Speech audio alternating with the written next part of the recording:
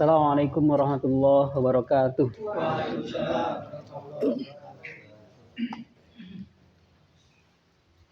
Innal hamdalillah nahmaduhu wa nasta'inuhu wa nastaghfiruh wa na'udzu billahi min shururi anfusina wa sayyiati a'malina may yahdihillahu fala mudilla lahu wa may yudlil fala hadiyalah. Asyhadu an la ilaha illallah wahdahu la syarikalah wa asyhadu anna Muhammadan abduhu wa rasuluh la nabiyya wa la rasulahu ba'dah. Faqad qala Allah ta'ala fi kitabihil karim, a'udzu billahi minasyaitonir rajim. Ya ayyuhalladzina amanu taqullaha haqqa tuqatih wa la tamutunna illa wa antum muslimun. Tsumma qala ya ayyuhalladzina amanu taqullaha wa qulu qawlan sadida yuslih lakum a'malakum wa yaghfir lakum dzunubakum wa may yuti'illaha wa rasulahu faqad faza fawzan 'azima. Wa qala Rasulullah sallallahu alaihi wasallam ittaqillaha haitsu ma kunta wa atbi'is sayyi'atal hasanata tamhuha wa khaliqin nasa bi khuluqin hasanin. Akhwati fillah rahimani wa rahimakumullah. Alhamdulillah di sore yang yang penuh dengan rahmat ini, Allah Subhanahu wa taala masih memberikan kepada kita, menanamkan kepada kita azam, kesungguhan untuk menjadi hamba-hambanya yang terpilih, hamba-hambanya yang senantiasa berjuang, dan insya Allah hadirnya kita di sini adalah bukti bahwa kita siap berjuang, siap menjadi hamba-hamba Allah yang taat dengan terus berusaha, berupaya menjadi orang yang layak, hamba yang layak, pejuang yang layak, baik itu di hadapan Allah Subhanahu wa taala maupun sebagai bukti bahwa diri kita sendiri memang layak untuk menjadi seorang pejuang, khususnya dalam hal menegakkan dinullah, menegakkan khilafah ala minhajin nubuwah. Di sore hari ini kita dihadapkan atau disambut oleh hujan yang kata Allah Subhanahu wa taala, huwallazi yursilur riyah busyram baina yadayhi biyadai rahmah.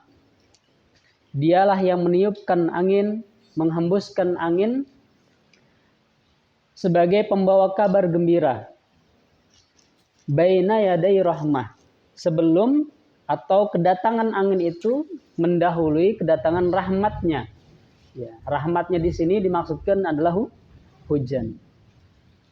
Dan hujan ini dalam ayat yang lain Allah Subhanahu wa taala sebutkan bisa menjadikan orang bersyukur, bisa juga menjadikan orang menjadi kufur. Ya. Sekali lagi bahwa hujan ini bisa menjadikan seseorang hamba menjadi penyebab dia bersyukur kepada Allah, bisa juga menjadi penyebab seorang hamba malah menjadi kufur. Dalam surat Al-Furqan ayat 50 Allah Subhanahu wa taala berfirman, "Walaqad sarrafnahu bainahum liyadzakkaru." Dan sungguh kami telah mempergilirkan hujan itu di antara mereka agar mereka mengambil pelajaran. Jadi di antara hikmah hujan selain menghidupkan yang mati, menumbuhkan yang mati adalah juga sebagai pelajaran. Ya, liyadzakkaru, agar kita mengambil pelajaran. Apakah yang bisa diambil dari hujan itu? Oh, rupanya hujan itu begini dan begitu. Dan lain sebagainya. Sebab-sebab turunnya, kemudian proses sampai sebelum turun hingga sampai hujan itu turun. Liyadzakkaru, agar kita mengambil pelajaran darinya. Fa'aba, akan tetapi kata Allah Subhanahu wa taala, kebanyakan manusia itu enggan untuk bersyukur. Ya. Tapi yang lebih nyelekit lagi kata Allah Subhanahu wa taala, aksaron nasi illa kufuro. Bahkan kata Allah Subhanahu wa taala lebih banyak daripada yang ingkar terhadap nikmat hujan. Ya. Maka jangan sampai terucap oleh kita sebagai seorang dai ketika turun hujan, baik itu ada acara pribadi, acara keluarga, apalagi acara jamaah, kemudian terucap ya hujan, ya dan lain sebagainya. Ya, jangan sampai hujan yang turun ini bukan kita syukuri, malah menjadi penyebab kita ingkar terhadap nikmat-nikmat Allah Subhanahu wa taala. Salawat dan salam semoga tersampaikan kepada uswah hasanah, contoh terbaik sepanjang masa Nabi kita Muhammad sallallahu alaihi wasallam. Juga kepada keluarga, sahabat dan umatnya yang senantiasa istiqomah dalam menjalankan risalahnya.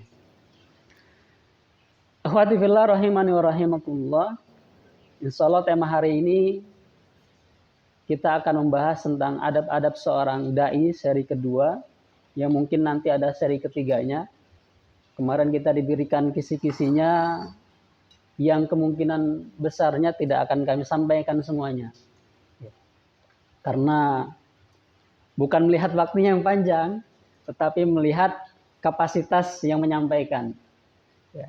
Sebenarnya di sini lebih banyak yang lebih layak untuk duduk di sini menyampaikan materi yang dimaksud, tapi karena ini amanah, maka pantang bagi seorang dai, seorang yang telah diberi amanah untuk menolak amanah tersebut.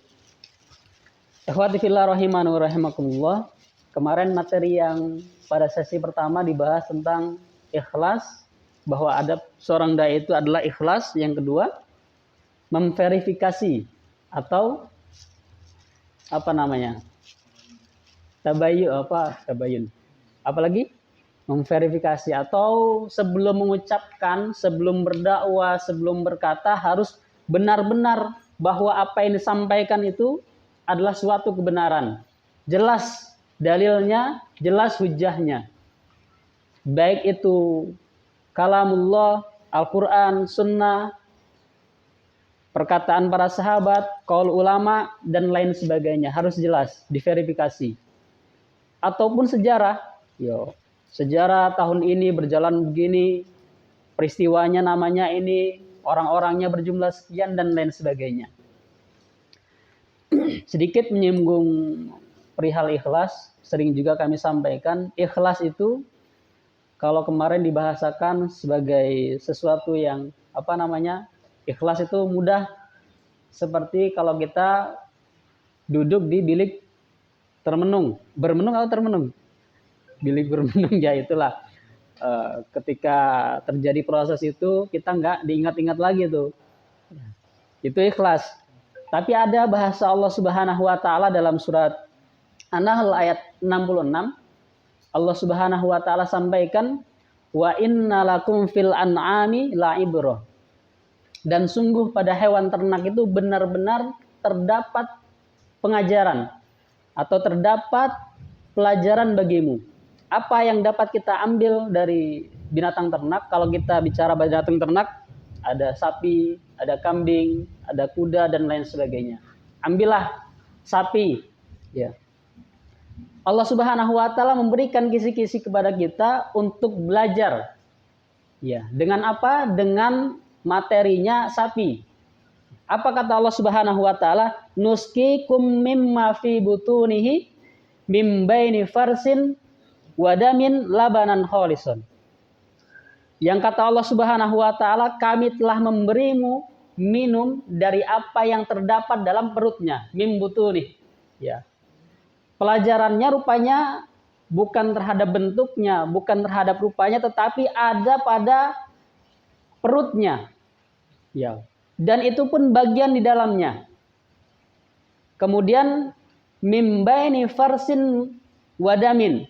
Yang pelajaran itu akan kita petik ada di antara dua sisi yang menurut kita ini kotor. Yang satu farsin itu fases, kotoran. Ya. Yang kedua darah. Yang keduanya adalah haram untuk dikonsumsi. Kemudian Di antara kedua itu kata Allah Subhanahu wa taala, Allah menyelipkan pelajaran, Allah menyelipkan minuman yang sifatnya kholison, labanan kholison, yaitu susu yang kholis, yang murni. Kalau bahasa kitanya ikhlas. Ya. Jadi ada yang sebelah kanan ini kotoran, yang sebelah kiri ini darah, tapi di antara keduanya ini ada sesuatu yang mahal harganya. Kotoran nggak bisa dikonsumsi, darah nggak bisa dikonsumsi, tapi di antara keduanya ini ada yang bisa dikonsumsi. Bahkan kata Allah sifatnya murni. Bayangkan, di antara diapit oleh dua hal yang kotor, tetapi Allah berikan satu hal yang murni untuk dikonsumsi atau untuk diminum. Apa? Susu. Yang mana sifat dari susu itu kholison. Ya, begitulah ikhlas itu. Ya, ikhlas itu dalam kita beribadah, dalam kita beramal, selalu akan ada yang mengganggu, baik itu yang datangnya dari dalam diri maupun yang dari luar. Oh, kita sudah ikhlas nih misalnya. Ya, ikhlas dalam beribadah, ikhlas juga diri kita ini, pokoknya ikhlas dalam diri kita ini nggak ada pantangan. Ya.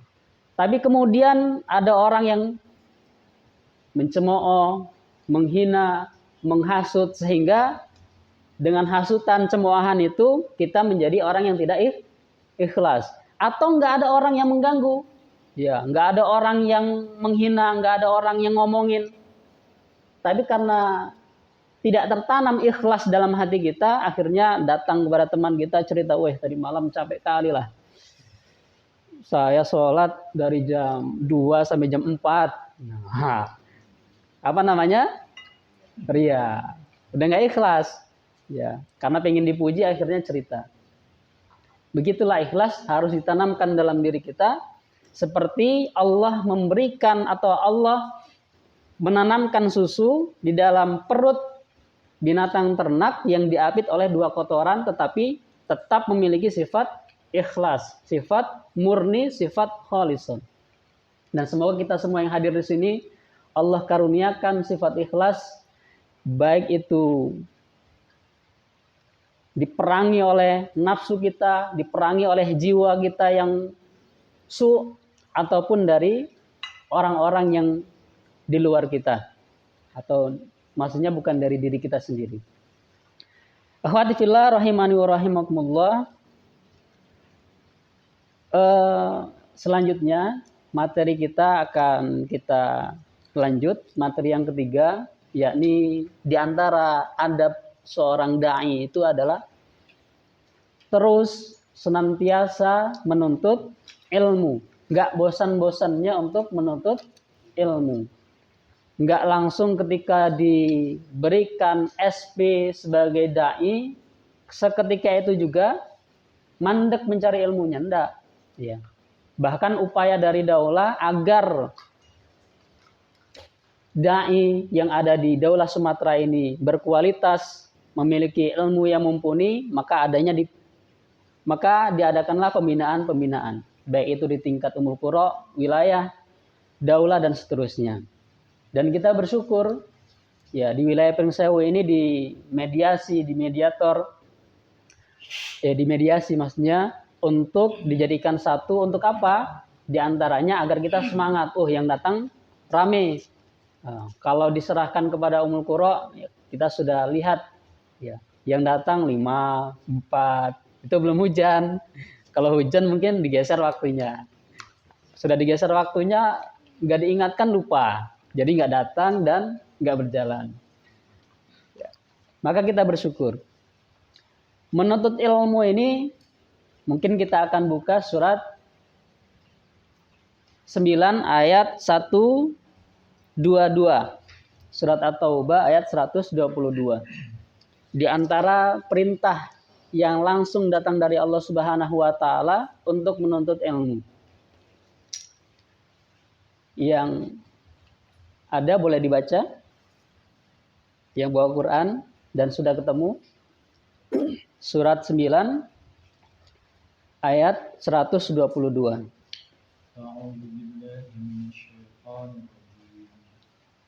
وما كان المؤمنون لينفروا كافة ولولا نفر من كل فرقة منهم طائفة ليتفقهوا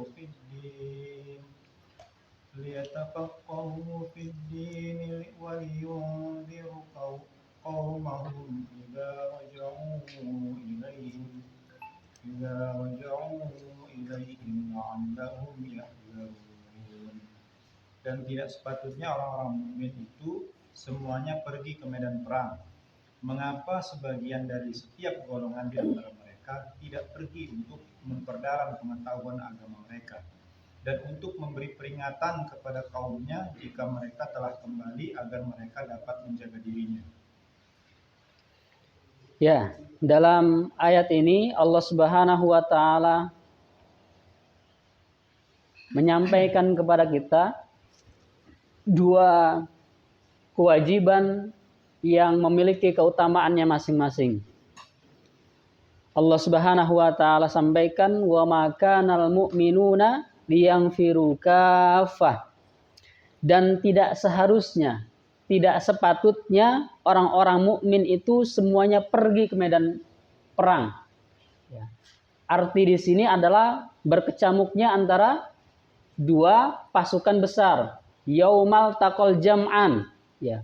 Bertemunya dua pasukan besar antara kaum muslimin dengan kaum kafirin. Hanya saja kita harus benar dalam memahami ayat ini. Ya. Kemudian falaula nafara min kulli firqatin minhum ta'ifah liyatafaqahu fid din. Mengapa sebagian dari setiap golongan di antara mereka tidak pergi untuk memperdalam pengetahuan din, ilmu agama? Agar apa? Waliyunziru qaumahum iza raja'u ilaihim la'allahum yahzarun. Ya. Ya, untuk memberi peringatan kepada kaumnya jika mereka kembali agar mereka dapat menjaga dirinya. Ikhwati fillah rahimani wa rahimakumullah. Ayat ini jangan sampai dibenturkan ketika kewajiban menuntut ilmu dengan kewajiban berperang. Di antaranya para ulama mensifati atau menjelaskan perihal ayat ini, di antaranya Imam Ibnu Katsir, kemudian Qatadah dan lain sebagainya, bahwa yang dimaksud dengan perang yang kita boleh untuk tidak ikut perang itu, untuk dia tafaqquhu fid din, adalah perang yang tidak diikuti oleh Rasulullah Shallallahu Alaihi Wasallam. Ya. Adapun perang yang diikuti Rasul namanya apa? Ada yang diikuti Rasul, ada yang tidak diikuti oleh Rasulullah SAW. Ya. Perang yang diikuti Rasul namanya Ghazwah. Sedangkan perang yang tidak diikuti Rasul mengutus nih, ya namanya Sariyah. Ya. Kalau Ghazwah, maka ketika itu diumumkan untuk perang, maka wajib semuanya perang. Ya, wajib semuanya ikut perang, kecuali memang orang-orang yang mendapatkan uzur, orang tua yang sakit, anak-anak, perempuan dan lain sebagainya. Ya. Kapan mereka belajar? Ya. Di antaranya Ad-Dhahak mengatakan, ya mereka belajar di saat peperangan itu. Mereka melihat Rasulullah SAW berjalan. Mereka belajar saat Rasulullah SAW melakukan sholat ketika dalam peperangan. Begitulah. Ya, jadi yang dituntut belajar menjadi orang-orang yang ikut berperang. Tetapi ketika Rasulullah SAW mengutus sebagian kelompok atau sebagian dari militernya untuk berperang, maka sebagian yang lain diperbolehkan untuk tidak ikut. Agar apa? Agar orang-orang yang tidak ikut berperang itu belajar duduk bersama Rasulullah SAW, kemudian mereka menyampaikan ilmu yang disampaikan oleh Rasul itu kepada orang-orang yang ikut berperang jika mereka kembali. Ya. Dan hadis ini atau maksudnya ayat ini, padahal Rasulullah SAW mengatakan Ra'sul Amr Islam, Rasul amril Islam wa amuduhu as-shalah wa zirwatu sanamihi al-jihadu fi sabilillah. Pokok segala urusan itu adalah Islam, wa amuduhu, sedangkan tiangnya adalah salat. Ya. As-salatu imaduddin. Salat itu adalah tiangnya agama, wa zirwatu sanamih. Sedangkan puncak ya amalan dalam Islam itu disebut dengan jihad fi sabilillah. Saking pentingnya kita tahu bahwa jihad ini keutamaannya besar, pahalanya juga besar, bahkan masuk surga tanpa hisab, kecuali yang satu itu. Ya. Masuk surga tanpa hisab.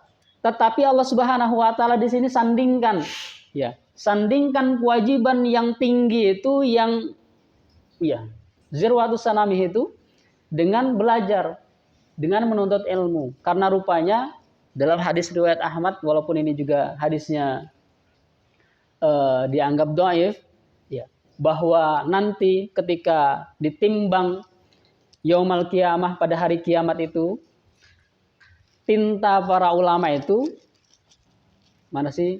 Yuzanu yaumul kiamati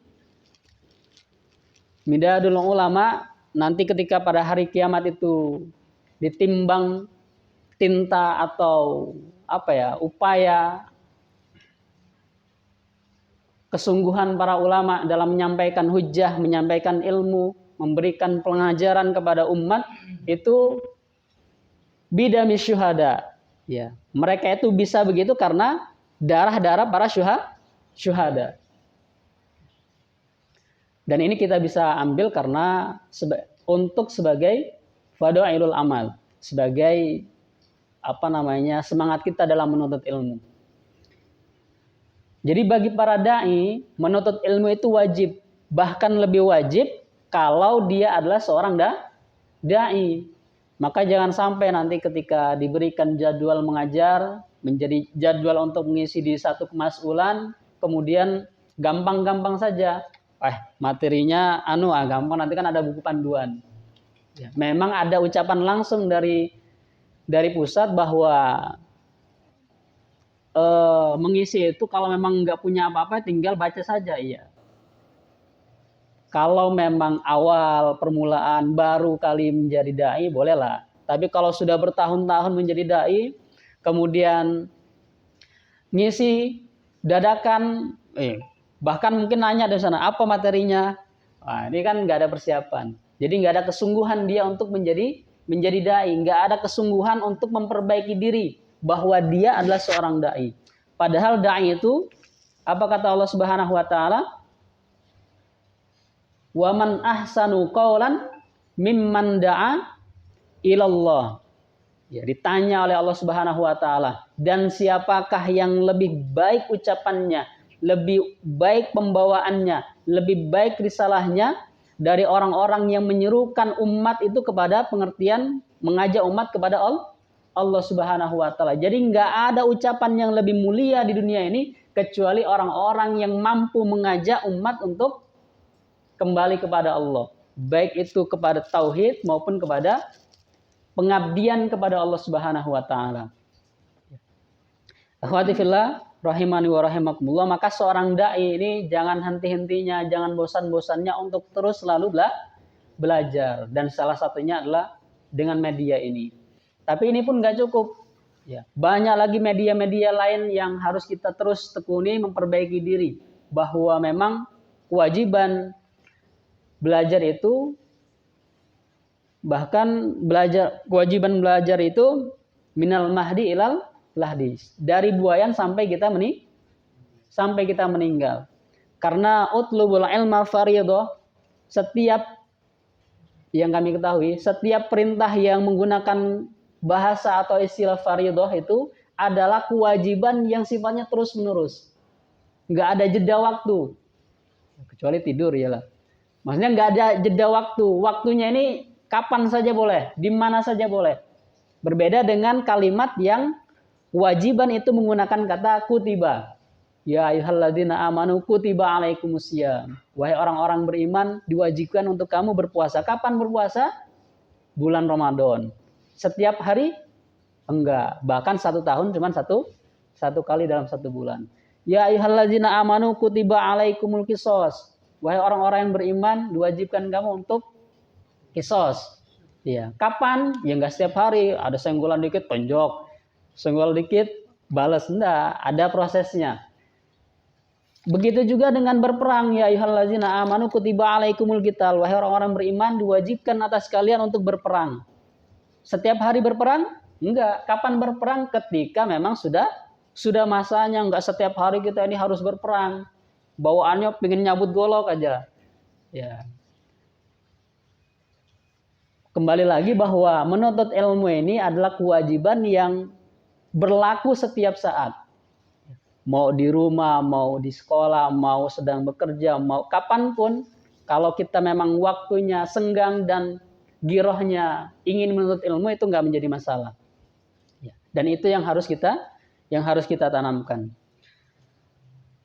Ikhwati fillah rahimani wa rahimakumullah. Materi yang ketiga itu kita anggap selesai. Yang ketiga, sekarang kita beralih yang keempat, bahwa adab seorang dai, kepribadian seorang dai, yang keempat harus terus berusaha memperbaiki ibadah.